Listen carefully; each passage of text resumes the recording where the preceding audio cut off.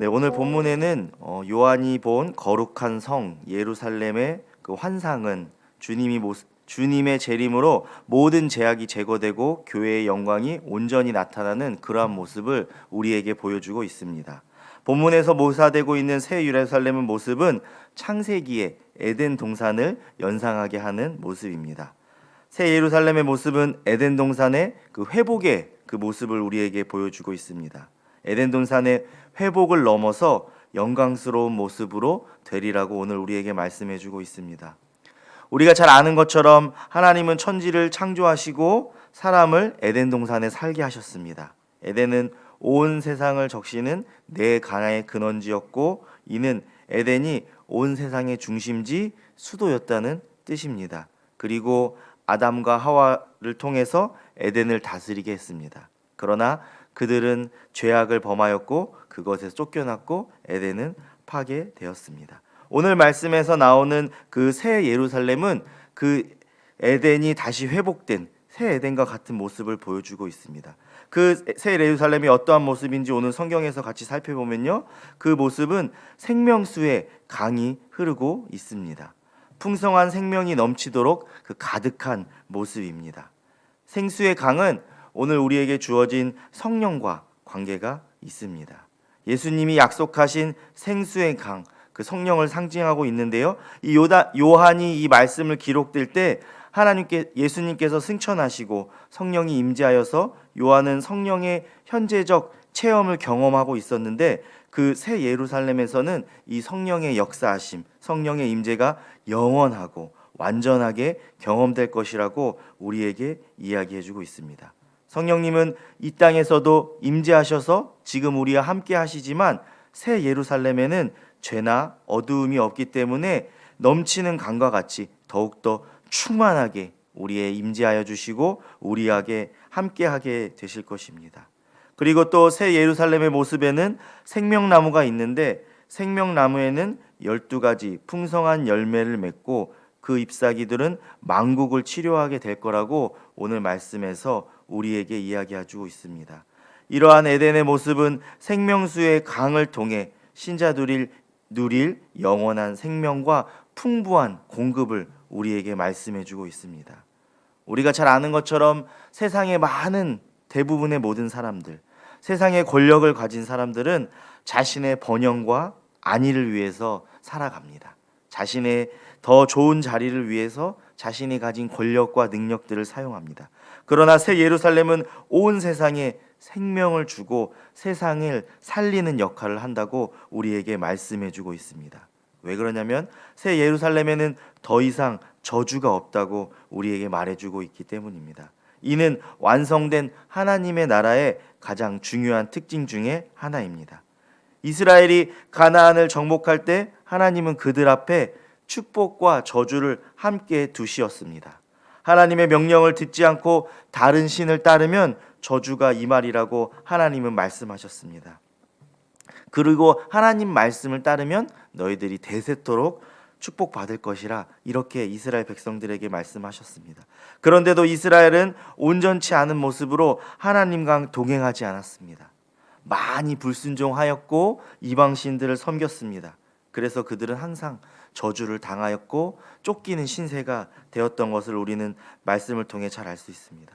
그러나 새 예루살렘에는 하나님과 어린 양의 보좌가 그 안에 있을 뿐만 아니라 그 종들이 직접 하나님을 보고 섬기고 그 종들의 이마에 하나님의 이름이 있기 때문에 누구도 저주를 받지 않게 될 것입니다.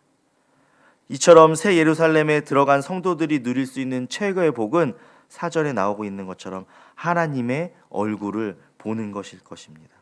물론 새 예루살렘이 여러 가지 많은 좋은 것들이 있을 것입니다. 화려한 보석도 있을 것이고 우리가 앞에 살펴본 것처럼 풍부한 공급도 있을 것이지만 새 예루살렘에서 가장 중요한 것은 성도들이 하나님의 얼굴을 뵙고 그분과 영원한 친밀한 교제를 나누게 될 것이라는 것입니다.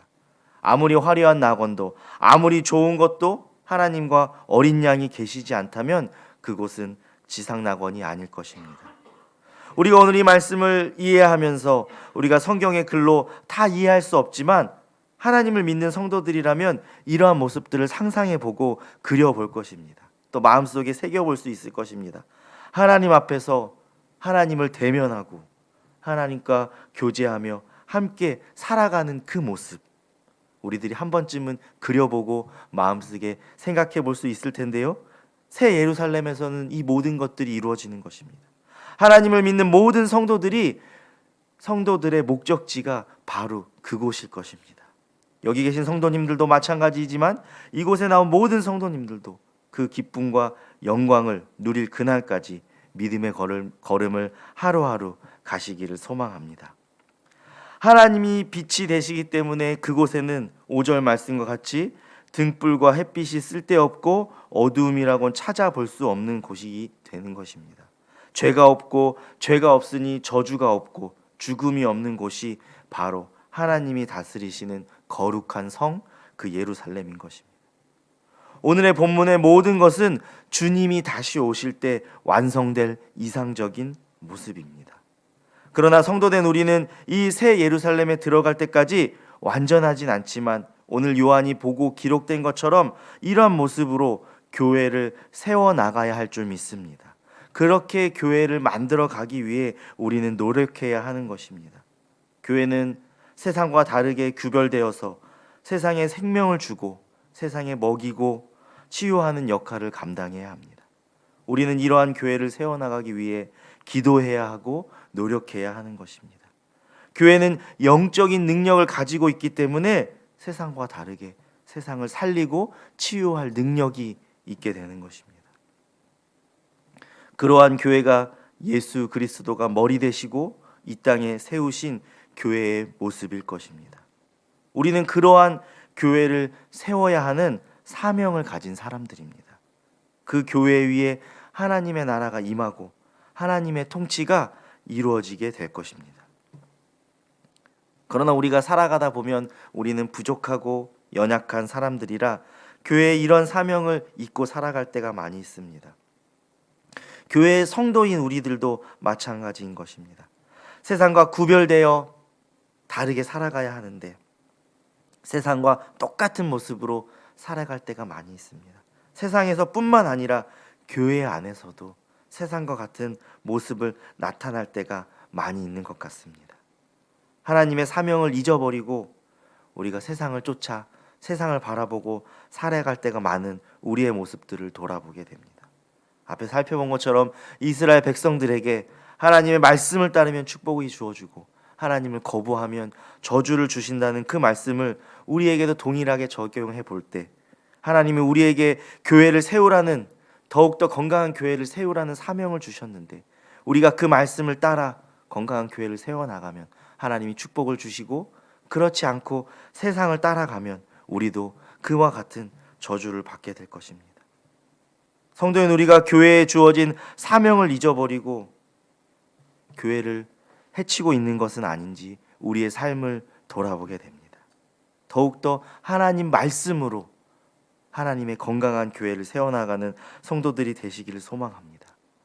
하나님 앞에 서는 그 날까지, 오늘 말씀에 기록된 거룩한 성, 그 예루살렘에 들어가는 날까지, 하나님을 대면하는 그 날까지 우리는 그 사명을 감당해 나가야 될 줄 믿습니다. 이제 정말로 2024년이 얼마 남지 않았습니다. 올해 우리가 하나님이 주신 사명을 얼마나 잘 감당했는지, 교회에 주신 사명을 잘 감당했는지 이 시간 한번 돌아보시기를 소망합니다. 우리가 우리의 삶을, 올해의 삶을 돌아볼 때 부족한 것들이 있다면 우리가 주일에 들은 그 말씀을 기억하며 하나님 앞에 회개하며 나아가시길 소망합니다. 회개하고 멈추는 것이 아니라 2025년에는 하나님이 우리 각자에게 또 교회에 주신 사명을 다시금 잘 감당하겠다고 다짐하며 소망하며 나아가는 우리 모두가 되기를 소망합니다.